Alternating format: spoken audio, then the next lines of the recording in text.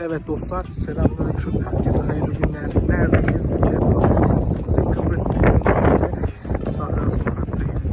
Tam sınırdayız. Kuzey Kıbrıs Türk Cumhuriyeti ve Rum tarafı sınırı. 15 Temmuz gecesi, darbenin olduğu gece. Ben de Şırnak'ta, Silopi'de askerdim. Bu sınır kapısına yakın bir noktada. Suriye'nin kuzeyi, Irak'ın kuzeyinde ne kadar terör kuvveti varsa o dönemde sınırlarımıza dayanmıştı 15 Temmuz gecesi. Bunun istihbaratını direkt birinci ağızdan dinlemiş biri olarak söylüyorum. Az önce de burada muhabbeti oldu. Aynı gece Rum tarafı fazla askerlerle dolmuş.